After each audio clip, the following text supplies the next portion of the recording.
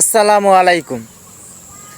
কথাটা শুনতে হয়তো খারাপও লাগতে পারে, ভালোও লাগতে পারে, তবে আমার বিশ্বাস কথাটা তুমি শুনে যাবা। কথাটা হচ্ছে, বাংলাদেশের ভিতর 64টা জেলার ভিতরেই দেখেন একটা মেয়ের চরিত্রটা কীরকম করে চলাফেরা করতেছে।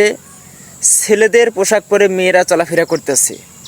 তবে ইসলাম তোমাকে বলছে কি, যে তুমি পর্দা করে চলাফেরা করো। তোমার ইজ্জতের, তোমার শরীরের কোনো অংশ পরপুরুষকে তুমি দেখাইও না। এই হক কথা বলতে গেলে সরাসরি যদি এই হক কথাটা বলতে যেতাম হয়, তো অবশ্যই আমি সবার চোখে খারাপ হতাম হয়। তবে একটা কথা মাথায় রাখিয়েন, যে মেয়েটা অশ্লীল পোশাক পরে রাস্তায় চলাফেরা করে, সে মেয়ের মা বাবা কখনোই ভালো হতে পারে না। একটা বাবার দায়িত্ব হচ্ছে একটা মেয়েকে ভালো করা, একটা মায়ের দায়িত্ব হচ্ছে একটা মেয়েকে ভালো করা। দেখো তোমার মেয়ে কোথায় যাচ্ছে, কি করতেছে, কি পোশাক পরতেছে, তো কখনোই মা বাবা কিছুই বলে না।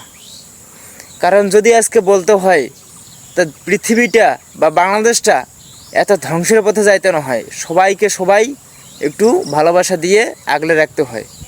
কারণ যেখানে মেয়েদের অশ্লীল পোশাক পরা যাবে না, ছেলেদের পোশাক পরা যাবে না, বেপর্দায় চলাফেরা করা যাবে না, সেখানে দেখেন বেশিরভাগটাই বেপর্দায় চলতেছে, অশ্লীল পোশাক পরতেছে। এটা কখনোই ইসলাম তোমাকে বলে নাই। ইসলাম তোমাকে বলছে যে নারী তুমি পর্দা করো, নারী তোমার দেহের অংশ কাউকে দেখাইও না।